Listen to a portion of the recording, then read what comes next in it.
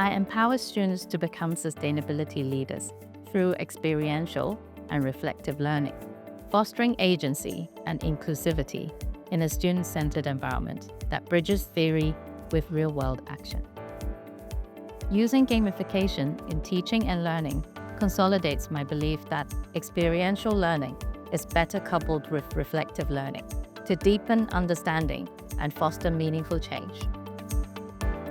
The oirigaki simulation I created was inspired by the need to challenge students' simplistic views of oil companies as fillets.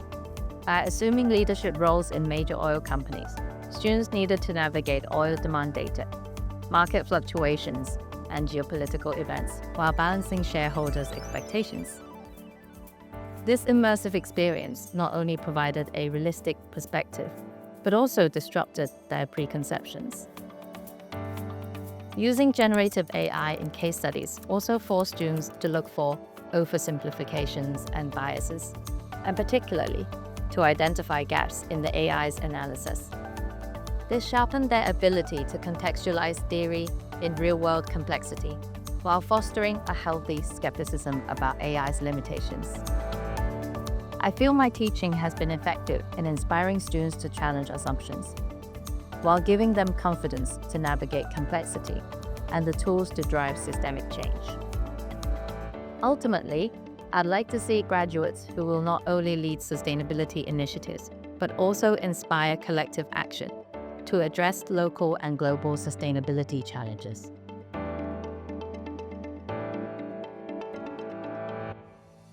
I believe that students learn best when they engage with ideas through lived experiences, not just by listening to lectures. Real experiences like Chinese tea brewing and our One Planet, One Health roleplay sections create a space where they can think, feel, and reflect at the same time.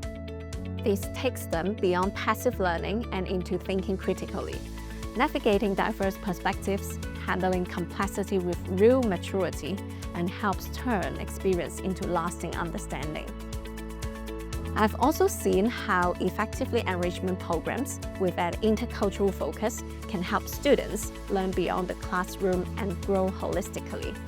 Instead of asking students to learn directly on real patients, I use real simulations and 3D printed models, so they can rehearse procedures in a realistic but completely safe environment. This really helps reduce the anxiety, especially in the early stages of training. Over time, they become more confident and consistent in their technique, so that when they finally go into the clinical setting, they are calmer, better prepared, and able to focus on the patients. Ultimately, I genuinely hope that my students will do better than I have. If my teaching can give them the confidence, values, and perspective to surpass me and contribute to society, I will be truly happy.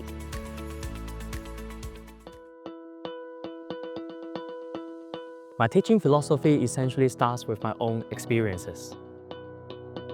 As a former student in the same program, I still remember feeling lost in my first lab sections and not really knowing what a good report looks like.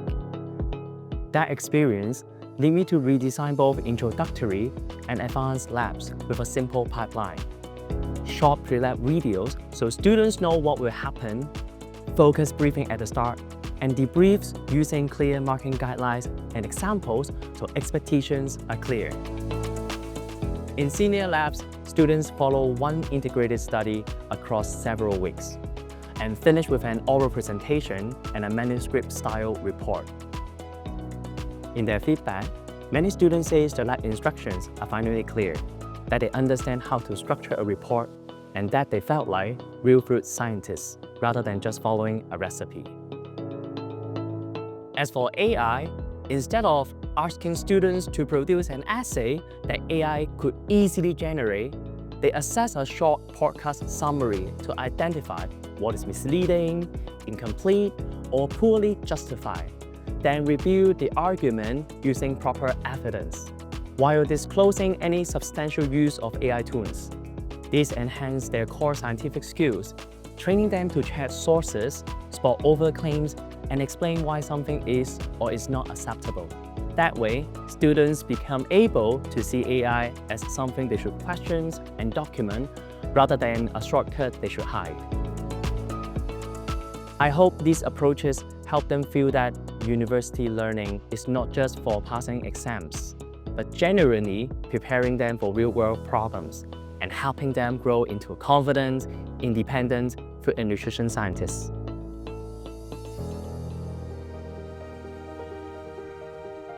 I see my role is not only to help students find fulfillment at university, but in life in general. I put students at the center of my teaching by trying to understand all aspects of who they are, what they care about, and what they want to do in the future. When I design activities and assignments, I want to empower students to be brave, develop their inner confidence, and demonstrate their full potential. We discuss many different topics in class: the climate crisis, issues surrounding education and well-being, maybe global history or philosophy of science, our connections to the natural world, and also what makes Hong Kong such a special place.